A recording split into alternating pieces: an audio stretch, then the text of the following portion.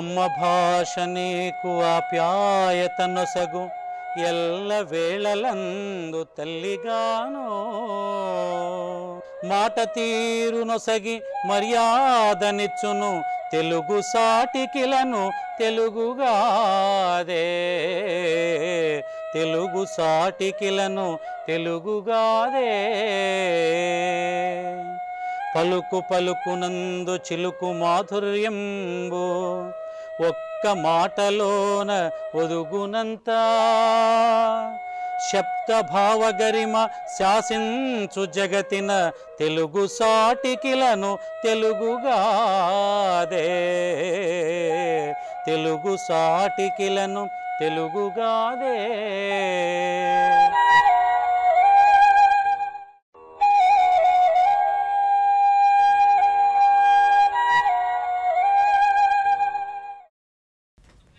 దూరదర్శన్ సప్తగిరి ప్రేక్షకులకు నమస్కారం. సాహితీ కార్యక్రమానికి స్వాగతం. నిత్యం నేను నాలోకి ప్రవహిస్తూ ఉంటాను, నిశితంగా పరామర్శించుకుంటాను. మానవీయపు పలకరింపులు మనోపేటికపై జ్ఞాపకాల దొంతరులై పరిమళిస్తూనే ఉంటాయి. ఈ మాటలో ఎంతో అర్థం దాగుంది. ఈ కవితా ధోరణిలో ఒక వైశిష్ట్యం ఉంది. వచన కవితా సృజనలో ప్రత్యేకమైనటువంటి శైలిలో ఎన్నో కవితామృత ధారలు వారి కలం నుంచి జాలువారాయి. వారే ప్రముఖ ఆధునిక కవి సోమేపల్లి వెంకట సుబ్బయ్య గారు. ఉద్వేగ కవిత్వం, మానవీయ సంబంధాలు అక్షరాలుగా వారు రచనలు చేశారు. ఎందరో నాని కవులకు వారు ఊతమిచ్చారు. మరి ఈనాటి సాహితీ కార్యక్రమంలో సోమేపల్లి కవితా వైశిష్ట్యం గురించి వివరించడానికి మన దూరదర్శన్ సప్తగిరి స్టూడియోకి విచ్చేశారు ప్రముఖ కవి రచయిత శ్రీ బొమ్ము ఉమామహేశ్వరరెడ్డి గారు. వీరు వృత్తిరీత్యా వ్యవసాయం చేస్తూ, ప్రవృత్తిరీత్యా రచనలు చేస్తూ ఆంధ్రప్రదేశ్ రచయితల సంఘం ఉపాధ్యక్షులుగా, గుంటూరు జిల్లా రచయితల సంఘం ఉపాధ్యక్షులుగా ఉన్నారు. వారితో మాట్లాడి సోమేపల్లి వారి కవిత వైశిష్ట్యం గురించి అడిగి తెలుసుకుందాం. నమస్కారం ఉమామహేశ్వరరెడ్డి గారు. నమస్కారం అమ్మ. దూరదర్శన్ ప్రేక్షకులకు నమస్కారం. ముందుగా ఒక ప్రభుత్వోద్యోగిగా, రైతు బిడ్డగా సోమేపల్లి వారి గురించి, వారి జీవన విధానం గురించి చెప్తారా? అలాగేనమ్మా. సోమేపల్లి వెంకట సుబ్బయ్య గారు తెలుగు సాహిత్యంలో విశేషమైన కృషి చేసిన వ్యక్తి. వీరు కవితా సంకలనాలు అనేకం రాశారు. తర్వాత వీరు గోపి గారు ప్రవేశపెట్టిన నానీలపై వీరు ప్రభావం చెంది చాలా నానీలు రాశారు. నానీల చిన్నాన్నగా ప్రసిద్ధి చెందారు. వీరు ప్రకాశం జిల్లా ఎద్దనపూడి మండలం గన్నవరం గ్రామంలో 1958లో జన్మించారు. వీరి తల్లిదండ్రులు సోమేపల్లి హనుమంతరావు నాగరత్నం దంపతులు. వీరిది సాంప్రదాయబద్ధమైన వ్యవసాయ కుటుంబం. అట్నుంచి వారి సాహిత్యం వైపు ధోరణి ఎలా వచ్చింది? ఎవరు వారికి బాసటగా నిలిచారంటారు? వీరికి రసరాజు గారు, అద్దేపల్లి రామ్మోహన్ రావు గారు సాహిత్యం వైపు మగ్గటానికి ప్రధాన కారకులు. అలాగే గోపి గారు కూడా, వీరు నానీల ప్రోత్సాహం వలన, గోపి గారు వల్ల ఈయన అనేక నానీలు రాశారమ్మ. ఉమామహేశ్వరరెడ్డి గారు, మరి వారికి ఎవరు బాసటగా నిలిచారో చెప్పారు. వారి సాహిత్యం, వారి యొక్క కవితలు కానీ, నానీలు కానీ, అవి ఎలా ఉన్నాయంటారు? వీరు లోయలో మనిషి, తదేక గీతం, చల్లకవం, మట్టి పొరల్లోంచి మొదలైన కవితా సంపుటాలు వెలువరించారు. నానీల్లో పచ్చని వెన్నెల, రెప్పల చప్పుడు, నాగలికి నా నమస్కారం, చేను చెక్కిన శిల్పాలు మొదలైనవి రచించారు. వీరి రచనలోని తదేక గీతం కవిత్వాన్ని నెర్లిమర్ల లక్ష్మి గారు 2010లో ఆచార్య నాగార్జున యూనివర్సిటీ నుంచి ఎంఫిల్ పట్టా పొందారు. వీరి పురస్కారాల్లో ప్రధానమైనవి రెడ్ క్రాస్ పురస్కారం. తర్వాత వీరు నవంబర్ 1వ తేదీ 2008 ఆనాటి ముఖ్యమంత్రి డాక్టర్ వైఎస్ రాజశేఖర రెడ్డి గారి చేతుల మీదుగా పరిపాలనలో మాతృభాషను అమలు చేస్తున్నందుకు గాను వీరికి పురస్కారం అందించారు. అయితే వీరు ఆంధ్ర సారస్వత సమితి పురస్కారం, సోమిరెడ్డి జమున నెల్లూరు వారి పురస్కారం 2007లో అందుకున్నారమ్మ. బాగుందండి. మరి సోమేపల్లి వారి తొలి వచన కవితా సంపుటి, అందులో ఏమేమి విషయాలు దాగున్నాయి, వాటన్నిటిని వివరిస్తారండి? అలాగేనమ్మా. లోయలో మనిషి వీరి తొలి కవితా సంపుటి. 26 మినీ కవితలతో తొలి కవితా సంపుటి వెలువరించారు. ఈ కవితా సంపుటిలోని కవితలన్నీ మినీ కవితల్లా ఉన్నాయి. ఇది మినీ కవిత అయినా మంచి సందేశాన్ని ఇచ్చేవి. అలాగే వీటిలో ఒకటి చెప్తాను. రక్తదానానికైతే మనుషులే లోటు, రక్తదాహానికైతే మనుషులు కోటాను కోట్లు. అంటే ఇది వాక్యం చాలా చిన్నగా అయినా కానీ దీని అర్థం చాలా దాగి ఉంది. రక్తదానానికైతే మనుషులే లోటు, రక్తదానం చేయడానికి ఎవరో ముందుకు రారు. కానీ రక్త దాహానికైతే మనుషులు కోటాని కోట్లు, మనిషిని పీల్చి పిప్పి చేయడానికైతే కోటాని కోట్ల మంది ఉన్నారని ఈ సందేశాన్ని వారి తొలి కవితా సంపుటిలోనే వివరించారమ్మ చాలా చక్కగా. అయితే చాలా సౌమ్యంగా చురకలంటించే వ్యక్తి సోమపల్లి వెంకట సుబ్బయ్య గారు. తొలి కవితా సంపుటి లోయలో మనిషిలో ఏమంటున్నారంటే, దుక్కి దున్నింది నేను, మట్టి పిసికింది నేను, రేయింబగళ్ళు రెక్కల ముక్కలు చేసుకుంది నేను, పంట డబ్బు పట్టుకెళ్ళింది మాత్రం ఎవరు, దళారోడు అంటూ దళారోళ్ళని గురించి చొరక అంటించారు.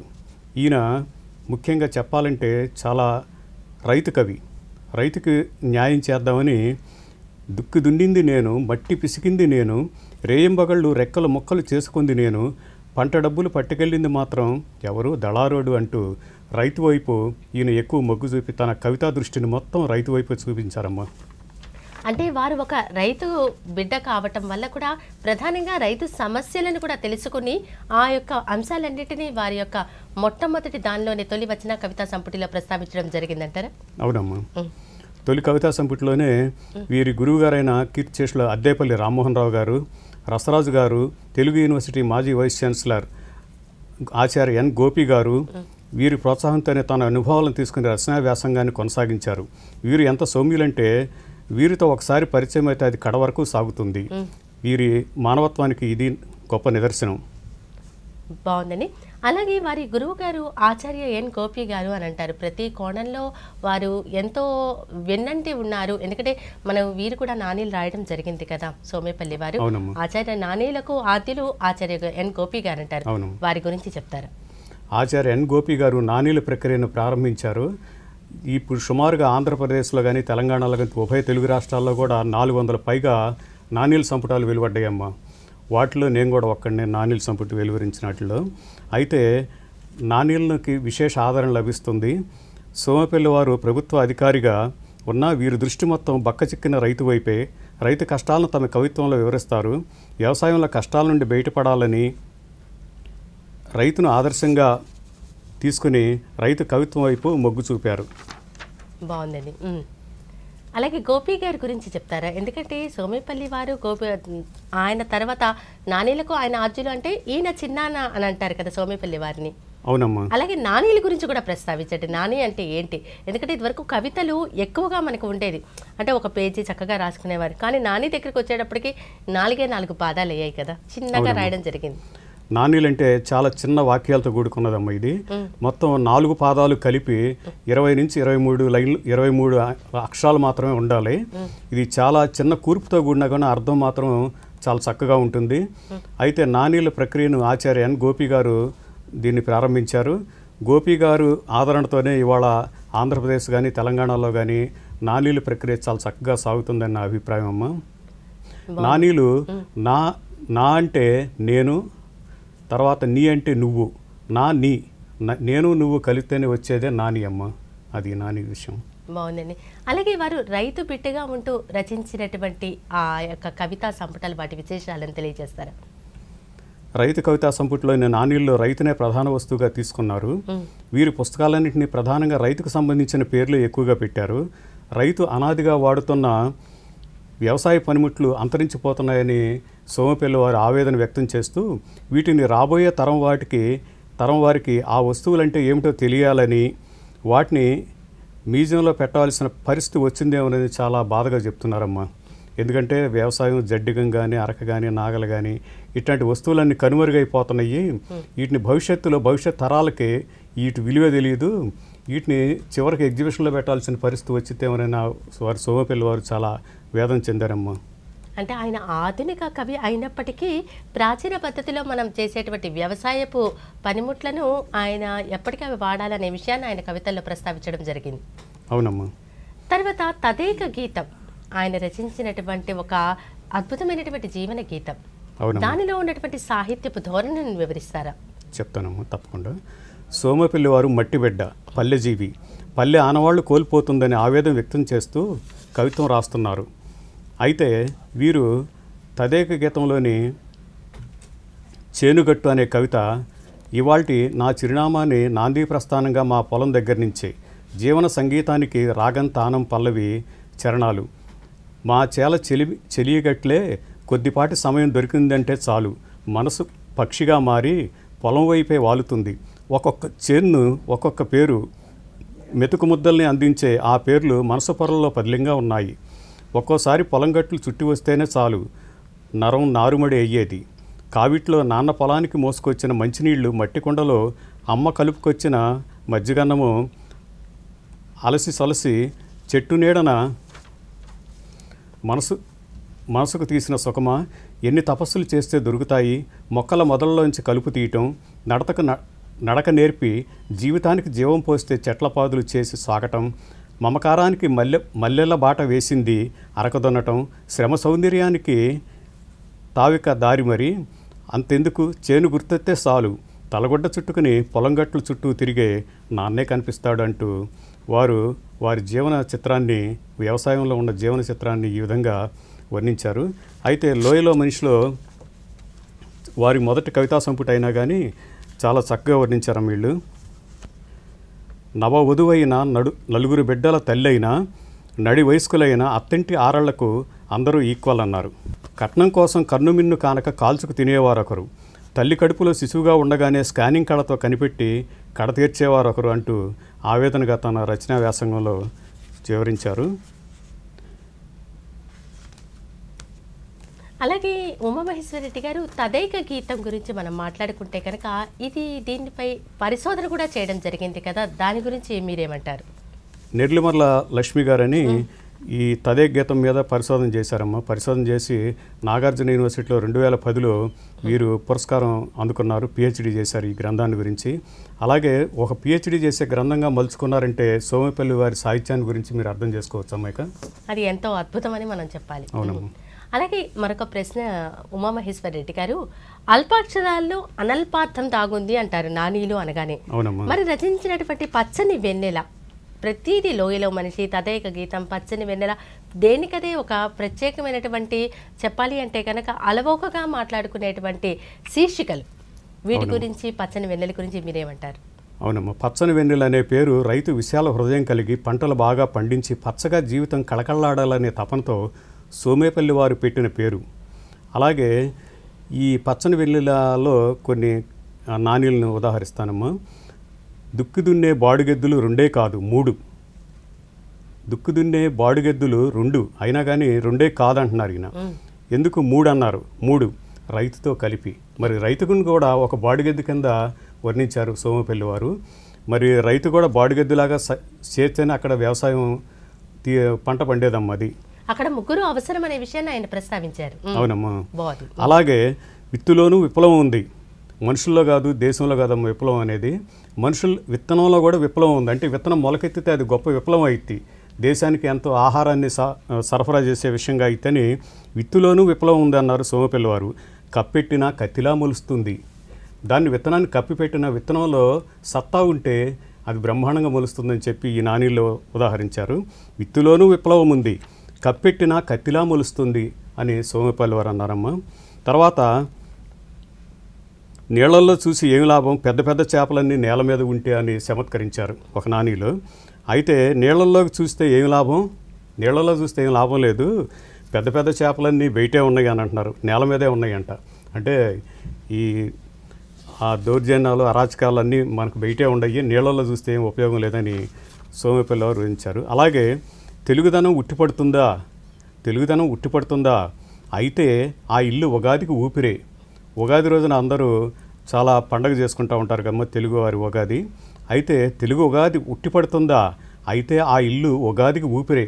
ఉగాదికి తెలుగుదనం ఎక్కడైతే ఒట్టిపడుతుందో ఆ ఇల్లు ఉగాదికి ఊపిరని సోమపల్లి వారు నానిలో చక్కగా వివరించారమ్మా. బాగుందండి. అలాగే ఇప్పుడు మీరు పచ్చని వెన్నెలలో ఉన్నటువంటి ఆయన రచించినటువంటి రచన గురించి చెప్పారు. మరొకటి వారి శీర్షిక చల్లకవం. చల్లకవం అనగానే మనం ఇంట్లో మజ్జిగ చేసేది, ఆయన మటుకు ఆ చల్లకవం మజ్జిగతో ఎలాంటి కవితామృతాలను చిలికించి మనకు అందించారు, వాటి గురించి వివరిస్తారా? వీరు చల్లకవ్వం అనే కవితా సంకలనం రాశారమ్మా. పెరుగును చల్లకవ్వంతోనే చిలికితేనే మజ్జిగ అవుతుంది. అలాగే కవిత్వం ద్వారానే చిలికి రైతును మరియు అభ్యుదయవాదులను చైతన్యవంతులు చేయగలిగిన కవి శ్రీ సోమేపల్లి వారిని తప్పకుండా చెప్పవచ్చు.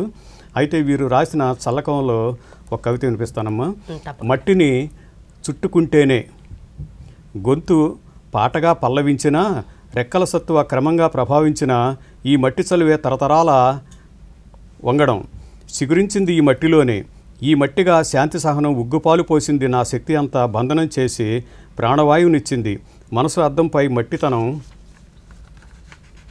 అద్దంపై మట్టితనం ప్రతినిత్యం పరిమళిస్తూనే ప్రతిఫలిస్తుంది. గుప్పెడు మట్టిని తీసుకుని గుండెకి ఇస్తే పూర్వీకం పట్టుతేన్లా మారుతుంది. బుడిబుడి అడుగుల బుజ్జిరేకుల జ్ఞాపకం మొలకెత్తుతుంది. నాలో మట్టి కాదు, నాలోనే నేను పరమాణువునై ప్రవహిస్తాను. ఈ తల్లి మట్టిని కళ్ళకద్దుకోవడంతో నా దినచర్య మొదలవుతుంది. మట్టి పొట్టలో మళ్ళీ మనిషిగా పాట మరుస్తాను అని అన్నారు శ్రీ సోమపల్లి వారు. అంటే మట్టి అంటే ఎంత ప్రాణమో ఎంత ఇష్టమో కవి యొక్క ఈ కవితలో మనకి తెలుస్తుంది. బాగుందండి. తర్వాత వారి గురించి మనం చల్లకవం గురించి మీరు చెప్పారు. తర్వాత మనం మాటలు తక్కువ రాతలు ఎక్కువ అంటే కనుక సోమేపల్లి వారి రచనలోనే కనిపిస్తుంది అని అనేక సందర్భాలు మనం వింటూ ఉన్నాం. తర్వాత శీర్షిక రెప్పల చప్పుడు, వాటి గురించి మీరేమంటారు? రెప్ప మూసి తెరిసే సమయంలో వచ్చే సున్నితమైన శబ్దం నుంచి వచ్చినదే రెప్పల చప్పుడు అని వీరి నానీలు. మంట నార్పేస్తుంది, చిచ్చును రగిలిస్తుంది, ఇదే ఈనాటి నీటి నిజం. మంట నార్పేస్తుంది నీరు, చిచ్చును రగిలిస్తుంది. చిచ్చును అంటే వరదలు తుఫాన్లు వచ్చినప్పుడు చిచ్చు నార్పేయటం అంటే పంట నష్టం జరుగుతుంది. ఇదే ఈనాటి నీటి నిజం. నీటి వల్ల మంచి ఉంది చెడు ఉందని మంటలు నార్పేస్తుంది, చిచ్చును రగిలిస్తుంది, ఇదే ఈనాటి నీటి నిజం అన్నారు. అలాగే సంక్రాంతి కాదు, క్రిస్మస్ కాదు, అన్నం దొరికినప్పుడే నిజమైన పండగ. పండగలు ఎప్పుడు వస్తాయి? పండగ వచ్చినప్పుడు ఇది సంక్రాంతి, క్రిస్మస్ అని అనుకుంటాం కదమ్మా. అయితే అన్నం దొరికినప్పుడే నిజమైన పండగ అన్నారు ఈ సోమపల్లి వారు. పక్షుల్లోనూ ఇంజనీర్లు ఉన్నాయి, పిచ్చుక గూడు ముచ్చట చూడు. పచ్చుకలోనూ ఇంజనీర్లు ఉన్నారంట. పిచ్చుక గూడు చూడు, ముచ్చటగా చూడు. అయితే ఏంటంటే పిచ్చుక గూడు, పక్షులు అల్లుకునే పిచ్చుక గూళ్ళు కూడా ఎంతో శాస్త్రీయంగా విజ్ఞానంతో ఎంతో టెక్నికల్గా మన ఇంజనీర్లు కట్టిన గృహంలాగానే ఉంటాయి. అవి ఏంటి ఏరుకొచ్చాయి? పొల్లా పీసి ఏరుకొచ్చేది. పొలాలు ఆకులు అలములతోనే అవి గొప్ప ఇంజనీర్లాగా కడతాయి అని చెప్పి సోమపిల్లవారు తమ నాన్నీళ్ళు వించారు. నాగలి, గొర్రు, జడ్డిగమ ఇవన్నీ పెట్టాల్సిందే మ్యూజియంలో. ఇందాక నేను మీకు చెప్పాను ఇది. నాగలి, గొర్రు, జడ్డిగం అనేవి భవిష్యత్ తరాల వారు మర్చిపోతారేమన్న ఆవేదన చెంది వీరు ఇవన్నీ పెట్టుకోవాల్సిందే మ్యూజియంలో అని తన నానీలో చక్కగా వివరించారు. అలాగే ఏదో కోల్పోయిన గుబులు, గుర్తుకొచ్చింది సెల్ ఫోన్ మర్చిపోయా. ఇవాళ ప్రతి ఒక్కళ్ళకే సెల్ ఫోన్ లేని తమ దైనందిక జీవితాల్లో ఏ విధంగా ఎక్కడికి ముందుకు పోలేని విషయం. ఏదో కోల్పోయిన గుబులు, ఏదో పోగొట్టుకున్నామనే బాధంట. గుర్తుకొచ్చింది సెల్ ఫోన్ మర్చిపోయానని. అది ఇలా ఈ సెల్ ఫోన్ అనేది మానవ జీవితంలో ఎంత ప్రాధాన్యత వివరిస్తుందో వీరు చక్కగా వివరించారు. అదురు ఆదివారం అంటేనే జీవాల సామూహిక సావు ముహూర్తాలు. ఆదివారం అంటేనే ఆదివారం ఈ కోళ్ళను కోసుకుని తింటారని చెప్పి జీవాల సామూహిక సావు ముహూర్తాలని చెప్పి వాటికి చెప్పారు ఈయన. చాలా బాగుందండి. అలాగే వారి గురించినటువంటి మరొక రచన గురించి మాట్లాడాలి అనుకుంటే కనుక మనిషికి చేనుకి ఒక గొప్ప అనుబంధం ఉంది.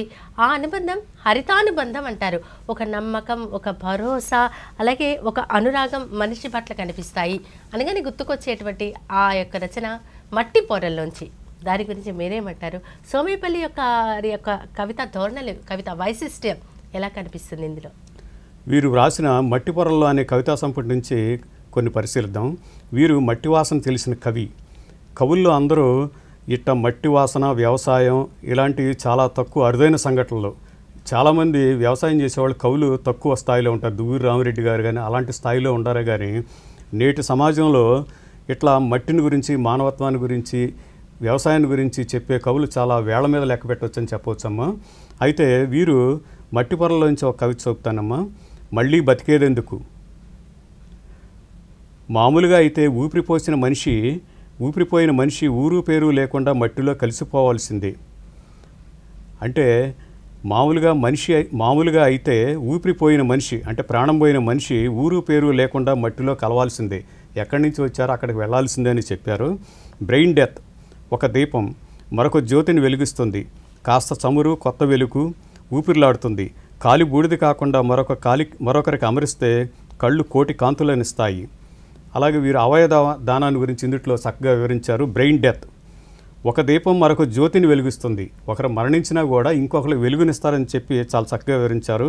కాస్త సమురు, కొత్త వెలుగు ఊపిరిలాడుతుంది, కాలి బూడిద కాకుండా మరొకరికి అమరిస్తే కళ్ళు కోటి కాంతులు అవుతాయని వీరు ఈ మళ్ళీ బతికేందుకు అనే కవితలు వివరిస్తూ, కాలేయం కాపాడి వేరొకరి శరీరంలో భద్రపరిస్తే విషానికి విరుగుడవుతుంది, మనిషికి మనసు తోడైతే విశ్వం విశాలమవుతుంది, దురదృష్టం వెన్నంటినప్పుడే ఊపిరి ఓ దేహాన్ని విడుతుంటే అయిన వాళ్ళందరూ దుఃఖసాగరంలో మునుగుతారు, ఆ దుఃఖం నుంచి త్యాగం పుడితే కడిగట్టిన ఆ దీపం 5-6 జీవితాల్లో వెలుగును ప్రసాదిస్తుంది, ఒక మణికంఠ 7 కొండలు సురేషులేనా కాదు, అవయవదానం చేసిన వారందరూ చిరంజీవులే, ఆ కుటుంబం త్యాగానికి ప్రతీకలే, జీవన్దాన్ మహాదాన్. అంటే ఒకటమ్మ, రాయటం వేరును చేయటం వేరు. ఎవరైనా సరే చెప్పేది వాళ్ళు ఆచరణలో పెట్టినప్పుడే దానికి సార్థకత కలుగుతుంది. అలాగే సోమపల్లి వెంకట సుబ్బయ్య గారు ఇటీవల మరణించారమ్మా. వారు మరణించినా కూడా వారి అవయవాన్ని కూడా జీజీహెచ్ గుంటూరు గవర్నమెంట్ కాలేజీకి వారు దానంగా ఇచ్చి 10 మందికి ఆ అవయవాన్ని ఉపయోగపడేటట్లు చేసుకున్నారమ్మా. ఈయన రాయటమే కాదు, రాసిన దాన్ని అమలుపరిచారు ఆ కుటుంబ సభ్యులు కూడా. వారికి ధన్యవాదాలు తెలియజేస్తున్నాను.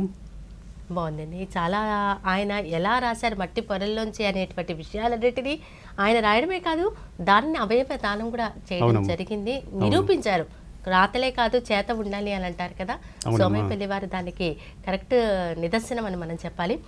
నా ప్రపంచం ఒక కుగ్రామం అన్నారు, అంతేకాకుండా నా పల్లె విశాల ప్రపంచం అని అన్నారు. ఈ విషయాన్ని ఆయన పల్లె హృదయాల్ని ఆయన ఆవిష్కరించారు గొప్పగా. నాగలికి నా నమస్కారం అనేటువంటి దాని గురించి మీరేమంటారు? వీరు నాగలికి నా నమస్కారం అనే నాణీలు రాశారమ్మా. ఈ నాణీల సంపుటి నుండి కొన్ని నాణీలను పరిశీలిద్దాం. అతడొక్కరికి ముద్ద కరువు, విలాసాల విస్తరికి దుబారా దరువు, అతని డొక్కకి ముద్ద కరువు, వాడు తినటానికి ముద్ద లేదు అక్కడ, అయినా విలాసాల విస్తరి కంటే భారీ వేడుకలు జరిగేటప్పుడు ఆ దుబారా చేస్తూ ఉంటారు. దాని గురించి చాలా చక్కగా వివరించారమ్మా. అతని డొక్కకి ముద్ద కరువు, ఆకలయ్యేవాడికి ముద్ద కరువు అయింది. విలాసాల విస్తరికి దుబారా కరువు అంటే విలాసాలు విందు భోజనాలు బాగా ఎక్కువగా పెట్టిన వాళ్ళు వేస్ట్ చేస్తూ ఉంటారు, అలాంటి వేస్ట్ చేసినవి పారేస్తూ ఉంటారు అనవసరంగా. అదే కనుక అతని డొక్కకు ముద్ద కరువు, ఒక అతనికి ముద్ద కరువు, ఒక అతని విలాసాలకి దుబారా దరువు అన్నమాట. ఇది దుబారాగా ఖర్చు చేస్తున్నారని చెప్పొచ్చు. తర్వాత తాతాంచన తలకిందులు, చౌడు నేల ప్లాట్లు పండిస్తుంది, తాత అంచనా తలకిందులు అంటే పెద్దవాళ్ళ ఆలోచన తలకిందులైందంట. ఎందుకని? చౌడు భూమిలో ఏం పండదమ్మ. అయితే చౌడు భూమిలో ఏం పండకపోయినా కానీ దాన్ని ప్లాట్లు వేసి నమ్ముకుని ఈ రోజుల్లో వ్యాపారం చేస్తున్నారని వీణ ఆవేదన వ్యక్తం చేశారు. తాత అంచనా తలకిందులు, చౌడు నేల ప్లాట్లు పండిస్తుంది, వాళ్ళిద్దరూ జీవిత ఖైదీలే సంసారం అనే సాగరంలో. భార్యాభర్తల గురించి చాలా చక్కగా వివరించారమ్మ సోమపల్లి వారు. వాళ్ళిద్దరూ జీవిత ఖైదీలంట సంసారం అనే సాగరంలో. అయితే చాలా గొప్పగా వర్ణించారు. ఇద్దరు జీవిత ఖైదీలేనమ్మ సంసారం అనే సాగరంలో. అలాగే చెప్పులే నయం జోడీ వీడవు, ఎడమకాలు కుడికాలు చెప్పు వీడనే వీడదంట, మనుషులే తోడు నిలవరు. మనకేదన్నా అవసరం వచ్చినప్పుడు మనుషులు తోడు నిలవరని చాలా చక్కగా వివరించారు. చెప్పులే నయం జోడీ వీడవు, మనుషులే తోడు నిలవరని చాలా మంచి సందేశాన్ని పండించారమ్మా. అయితే నెలారంభంలో అపర కుబేరుడు, నెల మొదట్లో అపర కుబేరుడు, నెలాఖరులో కుచేరుడు. నెల మొదల్లో కుబేరుడు అంటే అపర కుబేరుడు అంటే నెల జీతం వచ్చిన తర్వాత లేకపోతే వాళ్ళకి కుబేరుడు అవుతాడు. తర్వాత నెలాఖరు వచ్చేసరికల్లా కుచేలుడు అంటే ఆ స్థాయికి వస్తాడనమాట. అతని దగ్గర చివరికి వచ్చేసరికి మిగలవని, అది దీని అర్థం. అయితే రంగస్థలంపై రారాజు, బతుకు కళావేదికపై ఒట్టి బూజు. రంగస్థలంలో కళాకారులు ఎలా ఉంటారంటే రాజుగారి వేషం వేస్తాడు, రాజుగారి వేషం వేసినప్పుడు బ్రహ్మాండంగా ఉంటాడు. బతుకు కళావేదికపై అతని నిజ జీవితంలో మాత్రం చాలా ఇబ్బందులు పడుతూ ఉంటాడని చెప్పి, అయితే రంగస్థలంపై రారాజు, బతుకు కళావేదికపై ఒట్టి బూజు. తర్వాత ఇంకో నాని ఏంటంటే వారిది, అయిన వారికంటే చెట్టే నయం, వృద్ధాప్యంలో ఊతకర్ర అవుతుంది. అయిన వారికంటే చెట్టే నయం, అయిన వారికంటే చెట్టు ఎట్లా నయం అని చెప్పారు? వృద్ధాప్యంలో తనకు తోడు నీడగా ఉండేది ఊతకర్రగా ఉంటుందని చెప్పి వీరు చాలా చక్కగా వివరించారమ్మా. అంటే వారు చెప్పదలుచుకున్నటువంటి విషయాన్ని నానీల ద్వారా సూటిగా సుతిమెత్తగా చెప్పడం జరిగింది సోమపల్లి వెంకట సుబ్బయ్య గారు. వారి గురించి చెప్పాలి అంటే ఇంకొక ఇతర రచన ఒకటి ఉంది, చేను చెక్కిన శిల్పాలు. ఇది కూడా శీర్షిక చాలా బాగుంది. ఇందులో ఎలాంటి వాటిని ప్రస్తావించడం జరిగింది? వృత్తిరీత్యా ఆయన వ్యవసాయదారుడు కాబట్టి పల్లె వైపునే ఎక్కువ తన సాహిత్యాన్ని దృష్టి పెట్టారమ్మా. పల్లెకు ఫస్ట్ బస్సు వచ్చింది, నిండా వాటర్ ప్యాకెట్లు కోలాలు అంటూ ఆవేదన చెందారు. పల్లెకు ఫస్ట్ బస్సు రావడంతోనే ఈ వాటర్ ప్యాకెట్లు ఈ కూల్ డ్రింక్స్ వస్తున్నాయని ఆయన ఆవేదన చెందారు. స్వచ్ఛమైన మంచినీటిని తాగటం మానేశారు, ఈ వాటర్ ప్యాకెట్లు కోలాలు ఫస్ట్ బస్సుకు వస్తున్నాయంట, మనిషి కంటే కూడా ముందు అయ్యే ప్రయాణం చేస్తున్నాయని చెప్పారు. తర్వాత బడాబాబుది కబ్జా దాహం, చెరువును చేను మింగేసింది. ఈ బడాబాబులకి కబ్జా దాహం అంట. తర్వాత వీరు చెరువును చేను మింగేసింది అంటే చెరువును చేను మింగేసిందంటే ఈ చెరువును కబ్జా చేసి కూడా పొలం వేశారు కాబట్టి ఇది చెరువును చేను మింగేసిందని చెప్పారు వీరు చాలా సున్నితంగా. అతను ఎప్పుడూ అంతే, సంతోషానికి విచారానికి ఒకటే ముందు. ఈ మందు తాగే వాళ్ళ గురించి కూడా ఈయన చాలా చక్కగా సౌమ్యంగా బాగా చెప్పారు. అతను ఎప్పుడూ అంతే, సంతోషానికి ఆనందానికి కానీ లేదు బాధలో దుఃఖానికి కానీ ఒకటే ముందంట. ముందు అని చాలా చక్కగా వివరించారు. ఈయన రచనా శైలిలో ముఖ్యంగా చెప్పుకోదగింది ఏంటంటే ఈయన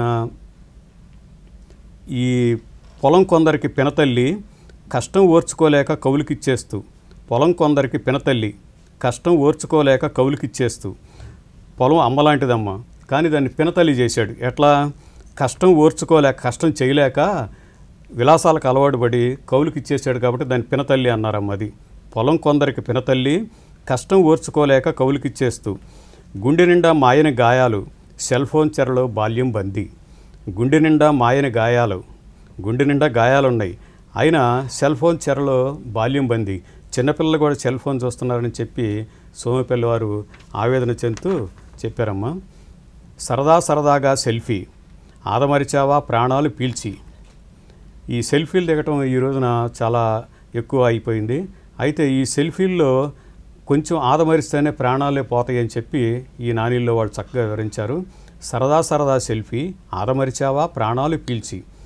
ఆకాశంలోని ఎగబడుతూ ఇళ్ళు ఇంత వేగంగా సమాజంలోని కుళ్ళు. ఆకాశంలోకి ఎగబాకుతూ ఇళ్ళు అంత వేగంగా సమాజంలోకి కుళ్ళు. ఆకాశంలో ఎంత ఎత్తు అయితే భవనాలు ఉంటున్నాయో అంత వేగంగా మనుషుల్లో కుళ్ళు బయలుదేరిందని చెప్పి ఈ నానీల ద్వారా సోమపల్లి వెంకట సుబ్బయ్య గారు చక్కని సందేశాన్ని ఇచ్చారమ్మా. అట్లా ఇంత చక్కటి నానీలను ఇంత చక్కటి కవితా రచనలను చేసిన సోమపల్లి వారు అసలు ఏదైనా రచన చేయడానికి ఎంత సమయం తీసుకునేవారు? ఎక్కువగా ఆయన పల్లె వాతావరణం, రైతు బిడ్డగా అవడం వల్ల సామాన్య మానవుల యొక్క జీవన విధానాన్ని తన రచనల్లో చూపించారు కదా, వాటి గురించి మీరేమంటారు? సోమపల్లి వెంకట సుబ్బయ్య గారు సహజంగా రైతు కవి. ఆయన ప్రతి నిత్యం రైతుని గురించి ఆలోచిస్తారు కానీ ఇట్లా ప్రేమ కవిత్వాలు కానీ అట్లాంటివి వారికి అసలు తెలియదు, చేయరు. అట్లా ఇది ఏంటంటే ఆయన ఎంతసేపటికి రైతు కష్టం సుఖం దీని గురించే చాలా చక్కగా వీరి కవిత్వంలో కానీ నానీల్లో కానీ వివరించారమ్మా వీరు.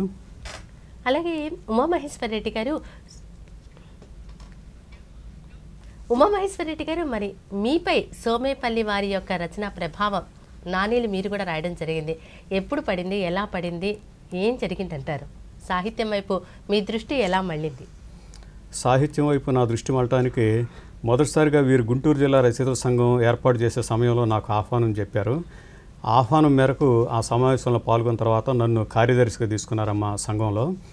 కార్యదర్శిగా తీసుకున్న తర్వాత నేను ప్రస్తుతానికి గుంటూరు జిల్లా రచయితల సంఘానికి ఉపాధ్యక్షుడిగా ఉన్నాను.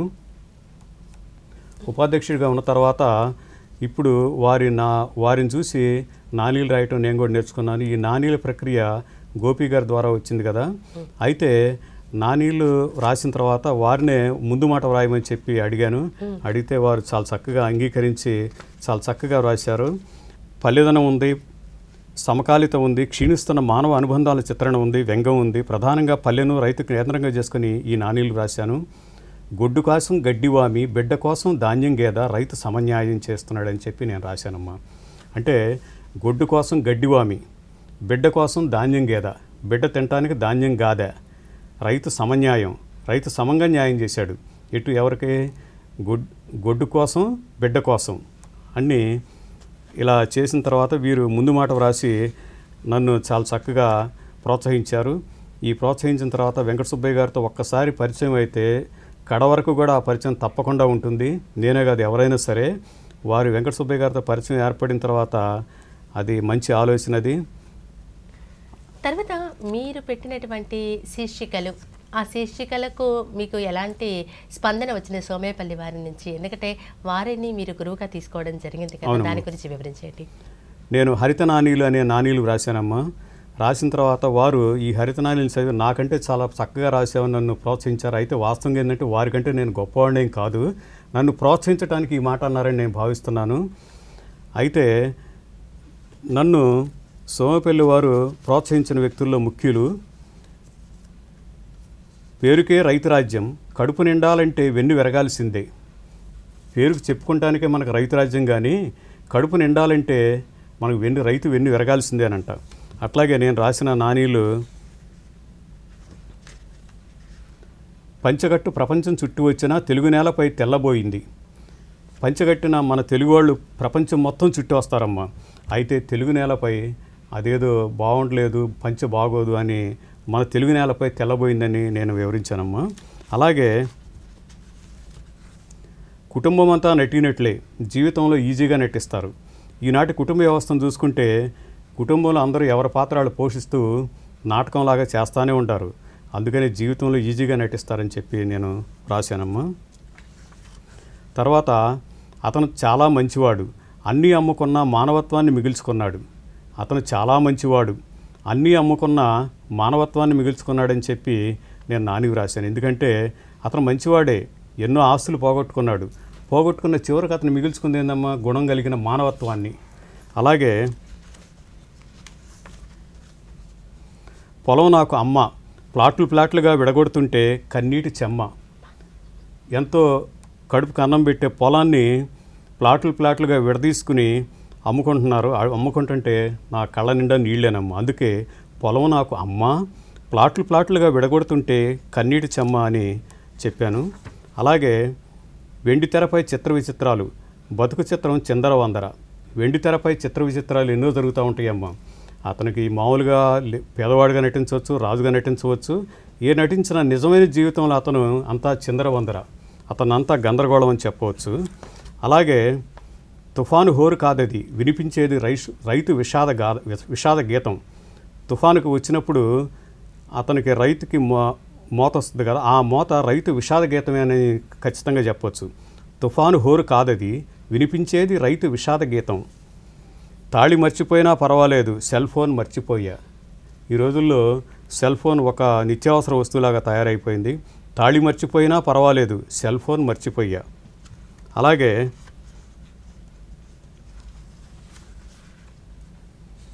కుక్కురోకోతో మేలుకొలుపు, పాపం కసాయి కత్తితో తుది పిలుపు. కోడి కుక్కురోకో అంటుంది కదా, మన తొలి మేలుకొలుపు కావాలంటే కోడితోనే మేలుకొలుపు అవుతుంది. అయితే పాపం కసాయి కత్తితో అదే తుది పిలుపు దానికి. అలాగే కుక్కురోకోతో మేలుకొలుపు, పాపం కసాయి కత్తితో తుది పిలుపు. వృద్ధాశ్రమాలు, ఆకలి సావులు, నిరంతర జీవనదులు. ఇది చాలా చక్కగా ఉందమ్మా. ఇది వృద్ధాశ్రమాలు, ఆకలి చావులు. ఇవాళ వృద్ధాశ్రమం లేని ఊరంటూ లేదనుకుంటా. ఆకలి చావులు అందరికీ చాలామందికి ఉన్నాయి అని అనుకుంటున్నాను. నిరంతర జీవనదులు, ఈ రెండు నిరంతర జీవనదులు ఏది? వృద్ధాశ్రమాలు, ఆకలి చావులు. అంటే వాస్తవ చిత్రణ ఎలా ఉంది, ప్రస్తుత పరిస్థితులు అవన్నీ మీరు ఈ హరిత నాణీలలో ప్రస్తావించడం జరిగింది. అలాగే మీరు ఇంకొకటి రాయడం జరిగింది, ఇంకొక రచన, అది బ్రతుకు వర్ణం.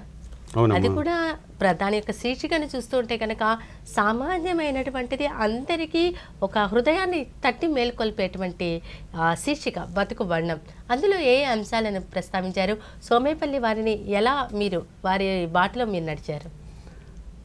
నా రచనలన్నీ సోమేపల్లి వారి బాటలోనే నడిచినాయమ్మా. అలాగే సోమేపల్లి వారిని ఆదర్శంగా తీసుకునే నేను ఈ కవిత్వం మొత్తం రాశాను. అయితే వారు అవయవదానం చేశారు సోమేపల్లి వారిని. అవయవదానం చేసినప్పుడు కూడా మరో బ్రహ్మ అనే కవిత రాశాను. ఆ కవితను గురించి వివరిస్తానమ్మా. లోగడ మనిషి మరణిస్తే మాయమవ్వాల్సింది మట్టిలోనే, మరి నేడు ఆలోచనల మదనం ఆయువు తీరే అవయవాలను కొన ఊపిరి నుంచి ప్రాణవాయువు నింపే అవకాశం మరొకరికి అవయవం అమర్చి ఊపిరిలూదే తరుణం. లోగడ మనిషి మరణిస్తే మాయమవ్వాల్సింది మట్టిలోనే, మరి నేడు ఆలోచనల మదనం ఆయువు తీర్చే అవయవాలను కొన ఊపిరి నుంచి ప్రాణవాయువు నింపే అవకాశం మరొకరికి అవయవం అమర్చి ఊపిరిలూదే తరుణం. Brain death. ఆయుష్ పెంచే మహత్తర అవకాశం. పదుగురికి అవకాశాలను దానం చేసి అవయవాలను దానం చేసి వారి బతుకుల్లో వెలుగుని నింపే అవయవదాత. Brain death. ఆయుష్ పెంచే మహత్తర అవకాశం. పదుగురికి అవయవాలను దానం చేసి వారి బతుకుల్లో వెలుగులు నింపే అవయవదాత. అపరకర్ణుడే అవుతాడు ఉసూరుమంటున్న బతుకుల్లో, ఆశల చమురు నింపి ప్రాణదాతగా గుండెల్లో నిలిచిపోతాడు. అంధకారాన్ని తొలగించి లోకాన్ని కళ్ళ ముందు సాక్షాత్కరింపజేసిన ఈనాటి వైద్యుడు మరో బ్రహ్మ. మరణానికి చేరువవుతున్న మట్టిలో కలిసిపోకుండా శాస్త్ర విజ్ఞానాన్ని జోడించి గుండెకు ఊపిరిలూదే మన వైద్యుడు ఆధునిక బ్రహ్మ. వైద్యుడి రుణం ఎలా తీర్చుకోగలం? ఆశా దృక్పథంతో మనగలిగితే అదే జీవితానికి బలం. అవయవ దానమే మానవతకి పట్టం కట్టే మహదానందం. అలాగే అపరకర్ణుడే అవుతాడు ఉసూరుమంటున్న బతుకుల్లో, ఆశల చమురు నింపి ప్రాణదాతగా గుండెల్లో నిలిచిపోతాడు. అంధకారాన్ని తొలగించి లోకాన్ని కళ్ళ ముందు సాక్షాత్కరింపజేసిన ఈనాటి వైద్యుడు మరో బ్రహ్మ. మరణానికి చేరువవుతున్న మట్టిలో కలిసిపోకుండా శాస్త్ర విజ్ఞానాన్ని జోడించి గుండెకు ఊపిరిలూదే మన వైద్యుడు ఆధునిక బ్రహ్మ. వైద్యుడు రుణం ఎలా తీర్చుకోగలం? ఆశా దృక్పథంతోనే మనగలిగితే అదే జీవితానికి బలం.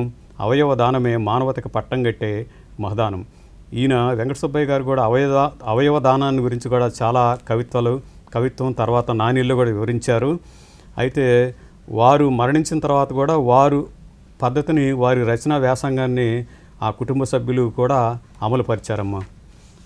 అలాగే దగాదిశలు అని ఒక కవిత నాది, బతుకువర్ణంలోది. నాకు తెలిసిందల్లా యంత్రంలా పనిచేసుకుపోవటమే, ఇబ్బడి ముబ్బడిగా దగా దెబ్బలకి అతివృష్టి అనావృష్టి జతకడితే బతుకు చిత్రం చిందర వందర, దిగుబడి గుప్పెడు పెట్టుబడి బారెడు, సుందర ఆశల స్వప్నం బెదిరిపోయిందా, మట్టి కుండలో కలిపిన పచ్చడి మెతుకులు మాకు నిత్యం పరమాన్నమే.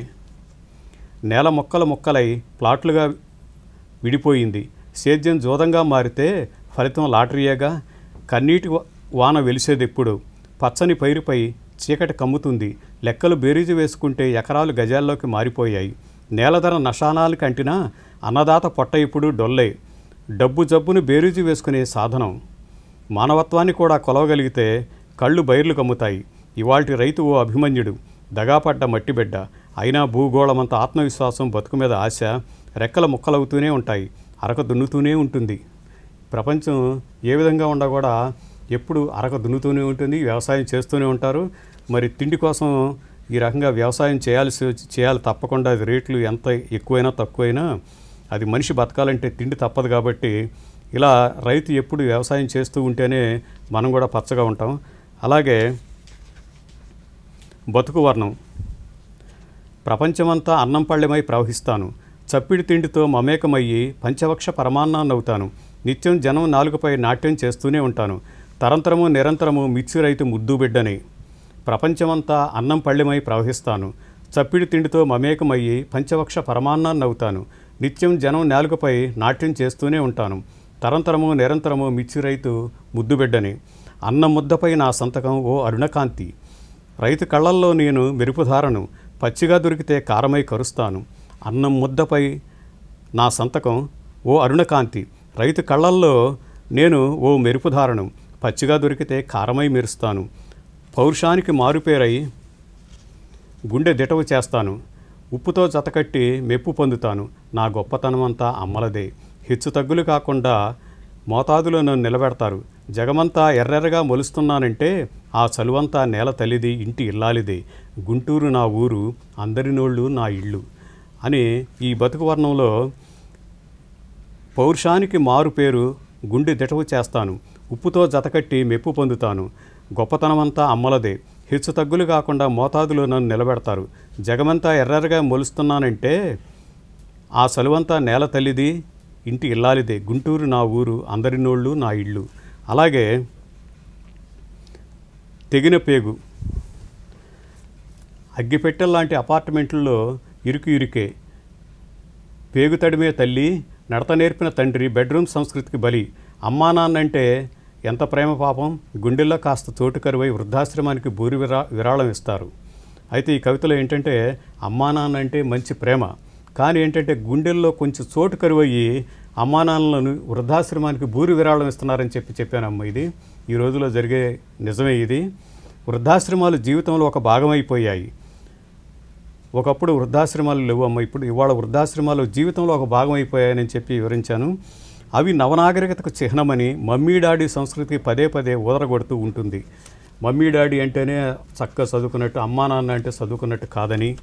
అలాగే కన్న తల్లి కడుపునే కర్కశంగా కాళ్ళతో తనుతూ ఉంటే అది సహజ పరిణంగా ఇరుగు పొరుగు గుడ్లప్పకించి చూస్తుంటారు. కర్రీ పాయింట్స్, కిట్టి పార్టీలు, నేటి మహిళల మోడర్న్ చర్చా వేదికలు. వృద్ధాశ్రమాలు చిరునామాలు చెరిపోయిన అవసరం లేదు. మదిలో నుంచి వంకర ఆలోచనలు తొలగిస్తే చాలు. లేకుంటే పీలికలై కుటుంబ వ్యవస్థ వావి వరస మరిచి ఒంటరవుతుంది. డబ్బు జబ్బు ముదిరి బంధాలు అనుబంధాలు బూడిదైపోయాయి. ఇవాళ ఈ మనుషులకు మమకారాలు చాలా తగ్గిపోయాయమ్మ. డబ్బు జబ్బు ముదిరి బంధాలు అనుబంధాలు బూడిదైపోయాయి. అలాగే ఇప్పుడు మనుషులు మనసుల్ని కలిపే బతుకులు కావాలి. మనుషుల్ని మనసుల్ని కలిపే బతుకులు కావాలని వివరించాను. అయితే బతుకు వర్ణంలో మీ సోమేపల్లి మీ గురువు గారి యొక్క బాటలోనే నడుస్తూ మానవ జీవితం ఎలా ఉంటుంది, పల్లె బతుకులు ఎలా ఉంటాయి, ఒక వ్యవసాయం చేస్తూ మీరు ఆ విషయాలన్నిటినీ ప్రస్తావించడం జరిగింది. ఈ నానీలు, ఈ కవితలు ముందు ముందు తరాలు ఇదే ధోరణిలో వెళ్ళాలి అంటారా? ఎలాంటి మార్పు వస్తే బాగుంటుంది, ఎలాంటి రచనలు చేస్తే బాగుంటుంది అని మీరంటారు? రాబోయే తరం కూడా ఈ కవిత్వాన్ని పెంపొందించగలిగితే జీవన చిత్రం బాగా మెరుగుపడుతుందని నా అభిప్రాయం అమ్మ. సోమేపల్లి వారు ఆరాటపడ్డట్టుగా వారి కళ నిజమవుతుందని నేను భావిస్తున్నాను. వారు గ్రామీణ వాతావరణంలో పెరిగిన వ్యవసాయం, చేను, రైతు, పొలం ఈ భాషలో ఉండబట్టే నేను వారిని ఆదర్శంగా తీసుకుని ఆత్మసాక్షిగానే ఒక కవిత రాశానమ్మా. మా ఊరు ఆత్మకూరు, మంగళగిరికి తూర్పుగా కూతవేటు దూరం. పేరుకు తగ్గట్టు మాకు ఆత్మాభిమానం మెండు. ఊరికి రెండు వైపులా కడుపు నిండా అన్నం పెట్టే అన్నపూర్ణకు ప్రతిరూపం మా మాగాణి పొలం. మిగతా రెండు వైపులా గరువు, మెట్టపైర్లతో కళకళ్లాడేది. ఎటు చూసినా పల్లెదనం, పచ్చదనం. అప్పట్లో చెప్పుకోవటానికే బస్సు మార్గం. ఎక్కే జనం ఉండేవారు కాదు, నడకే నా నడత. పొలం వెళ్ళినా పొరుగురు వెళ్లాల్సి వచ్చినా కాలినడక మా పదం. అప్పట్లో దూర ప్రయాణం అయితే ఎడ్లబండికి గూడు కట్టి గజ్జెల సవడితో పైనవై సందడి చేసేవాళ్ళం. ఆ పైన ఓ పండుగలా ఉండేది. బెంజుకారు బడాయి మా బండి పంచే ఆనందం ముందు బలాదూరే. ఇప్పుడు ఆత్మ అదుపు తప్పింది. పొలాలన్నీ కాంక్రీట్ తోటలయ్యాయి, ఎందుకంటే రేట్లు పెరిగాయి కాబట్టి. పల్లె హృదయాన్ని పట్నవాసం కబళించేసింది. ఇప్పుడు సాగు చేద్దామంటే ఎంత కష్టం. కాయ కష్టం చేయలేక కొందరు పొట్ట చేత పట్టుకుని ఇంకొందరు పట్నం బాటపడుతున్నారు. మెట్టు మీదున్న ఒడ్లు గాదిలో ధాన్యం మరలా పంట వచ్చేదాకా భరోసాని ఇచ్చాయి. రైతుకి సంవత్సరం బారున మొత్తం ఒక 10 బస్తాలు 15 బస్తాలు మెట్టు మీద వేసుకుంటే సంవత్సరం పాటు దిగులు లేకుండా ఉండేవాళ్ళమ్మ. అయితే ఇప్పుడు బ్రాండెడ్ రైసు ప్యాకెట్లో చేరి క్యారీ బ్యాగులతో కాలుష్యం వెదజల్లుతున్నాయి. ఇవాళ మా ఆత్మ రాజధాని గుండెకు చేరువైంది. పొలం పరిమళం కోల్పోయింది. పట్నం పోకడలు విచ్చలవిడిగా కనపడుతున్నాయి. పొలాలు ఇళ్ల సమూహాలు అయ్యాయి. బహుళ అంతస్తులు దర్శనమిస్తున్నాయి. గొడ్ల సావిళ్లు వాణిజ్య సముదాయాలు అయ్యాయి. అప్పట్లో ఊరి మొత్తానికి ఒకే ఒక్క మంచినీళ్ళ బావి, అందరం ఆ నీళ్లే తాగేవాళ్ళం. ఎందుకంటేనమ్మా ఒకప్పుడు ఒక మంచినీళ్ళ బావిలోనే ఆ ఊళ్ళో అందరూ మంచినీళ్ళు తాగేవాళ్ళు. ఇవాళ బ్రాండెడ్ రైస్ ప్యాకెట్లు, బ్రాండెడ్ వాటర్ ప్యాకెట్లు, బ్రాండెడ్ నీళ్లు ఇవన్నీ తయారయ్యాయి. ఇక రకరకాల నీళ్ల ప్యాకెట్లు, పాల ప్యాకెట్లు. ఇప్పుడు మా ఆత్మ ప్లాస్టిక్ పరిమళం. పరాయీకరణకు ఇది పరాకాష్ట. మిగతా రెండు వైపులా గరువు, మెట్టపైర్లతో కళకళ్లాడేది. ఎటు చూసినా పల్లెదనం, పచ్చదనం. అప్పట్లో చెప్పుకోదగానికే బస్సు మార్గం. ఎక్కే జనం ఉండేవారు కాదు, నడకే మా నడత. పొలం వెళ్ళినా పొరుగురు వెళ్లాల్సి వచ్చినా కాలినడకే మా పదం. ఎందుకంటే బస్సులు ఎక్కకుండా వెనక ఈ కాలినడకన ఎంత దూరమైనా నడిచి వెళ్ళేవాళ్ళు. అందుకనే రోగాలు లేవు ఆ రోజుల్లో. అప్పట్లో దూర ప్రయాణం అయితే ఎడ్లబండికి గూడు కట్టి గజ్జెల సవడితో పైనమై సందడి చేసేవాళ్ళం. ఆ పైన ఓ పండుగలా ఉండేది. బెంజుకారు బడాయి మా బండి పంచే ఆనందం ముందు బలాదూరే. ఇప్పుడు ఆత్మ అదుపు తప్పింది. మా ఆత్మ అదుపు తప్పిందని చెప్తున్నానమ్మ. ఇది పొలాలన్నీ కాంక్రీట్ తోటలయ్యాయి. పల్లె హృదయాన్ని పట్నవాసం కబళించేసింది. ఇప్పుడు సాగు చేద్దామంటే ఎంత కష్టం. కాయ కష్టం చేయలేక కొందరు పొట్ట చేత పట్టుకుని ఇంకొందరు పట్నం బాటపడుతున్నారు. మెట్టు మీదున్న ఒడ్లు గాదిలో ధాన్యం మరలా పంట వచ్చేదాకా భరోసా ఇచ్చేది. ఇప్పుడు బ్రాండెడ్ రైస్ ప్యాకెట్లో చేరి క్యారీ బ్యాగ్తో కాలుష్యం వెదజల్లుతున్నాయి, వాతావరణ కాలుష్యాన్ని వెదజల్లుతున్నాయని చెప్తున్నానమ్మా. ఇవాళ మా ఆత్మ రాజధాని గుండెకు చేరువైంది. పొలం పరిమళం కోల్పోయింది. పట్నం పోకడలు విచ్చలవిడిగా కనపడుతున్నాయి. పొలాలు ఇళ్ల సమూహాలయ్యాయి. బహుళ అంతస్తులు దర్శనమిస్తున్నాయి. గొడ్ల సావిళ్ళు వాణిజ్య సముదాయాలయ్యాయి. అప్పట్లో ఊరి మొత్తానికి ఒకే ఒక్క మంచినీళ్ళ బావి, అందరం ఆ నీళ్లే తాగేవాళ్ళం. ఇప్పుడు బ్రాండెడ్ నీళ్ల ప్యాకెట్లు, పాల ప్యాకెట్లు. ఇప్పుడు మా ఆత్మ ప్లాస్టిక్ పరిమళం. ఇప్పుడు పరాయీకరణకు పరాకాష్ట. అయితే ఈ కవితలో నేను చెప్పింది ఏంటంటేనమ్మా, మాకు వ్యవసాయం పండించే నేలని ఇవాళంతా కాంక్రీట్ తోటలు అయ్యాయి. పట్టణవాసం ప్రజలందరూ కూడా వ్యవసాయం చేయకుండా పట్టణవాసం వైపు మగ్గుతున్నారు. ఈ పొలాలన్నీ కాంక్రీట్ తోటలు అవుతున్నాయి. తర్వాత ఈ పల్లెల్లో కూడా ఎక్కడ ఇవాళ వాటర్ ప్యాకెట్లు, పాల ప్యాకెట్లు వాడుతున్నారే తప్ప ఈ గేదెల్ని మేపటం కానీ, తర్వాత ఈ వాటర్ కానీ, అంతకుముందు ఏ వాటర్ అయినా తాగేవాళ్ళం, ఏ రోగాలు ఉండేవి కాదు. ఇవాళ ఈ వాటర్ ప్యాకెట్లు తాగి జనం రోగాలు తెచ్చుకుంటున్నారని చెప్పి, అలాగే పల్లె పరిమళం కోల్పోయింది. పట్నం పోకడలు విచ్చలవిడిగా కనపడుతున్నాయి. పొలాలు ఇళ్ల సమూహాలు అయ్యాయి. పొలాలన్నీ ఇళ్ల సమూహాలు అయ్యాయి. రియల్ ఎస్టేట్ పెరిగిపోయింది. బహుళ అంతస్తులు దర్శనమిస్తున్నాయి. గొడ్ల సావిళ్ళు వాణిజ్య సముదాయాలు అయ్యాయి. అప్పట్లో ఊరి మొత్తానికి ఒకే ఒక మంచినీళ్ళ బావి, అందరం ఆ నీళ్లే తాగేవాళ్ళం. ఇప్పుడు రకరకాల బ్రాండెడ్ నీళ్ల ప్యాకెట్లు, పాల ప్యాకెట్లు. ఇప్పుడు మా ఆత్మ ప్లాస్టిక్ పరిమళం అయిపోయింది. అంతా వాతావరణ కాలుష్యం అయిపోయిందని చెప్తున్నారమ్మా. అంటే పల్లెతనాన్ని, అలాగే రైతు యొక్క హృదయాన్ని, వ్యవసాయం చేస్తే ఎంత బాగుంటుంది అనేటువంటి ప్రతి విషయాన్ని సోమేపల్లి వెంకట సుబ్బయ్య గారు ఎలా ప్రస్తావించారో వారి యొక్క కవితా రచనల్లో కానీ, నానీల్లో కానీ అదే బాటలో మీరు పయనించారు. ముందు ముందు తరాల వారు కూడా అదే యొక్క ప్రక్రియలో పెడతారని ఆశిద్దామండి. ఉమామహేశ్వర రెడ్డి గారు ఈరోజు మా దూరదర్శన్ సప్తగిరి స్టూడియోకి విచ్చేసి సోమేపల్లి వారి యొక్క రచనల్లో, వారి యొక్క కవితల్లో వైశిష్ట్యాన్ని వివరించినందుకు ధన్యవాదాలు. నమస్కారం అండి. నమస్కారం. ఇది ఈనాటి సాహితీ కార్యక్రమం. వచ్చే వారం మరో అంశంతో మళ్ళీ కలుద్దాం సాహితీ కార్యక్రమంలో. అంతవరకు సెలవా మరి. నమస్కారం.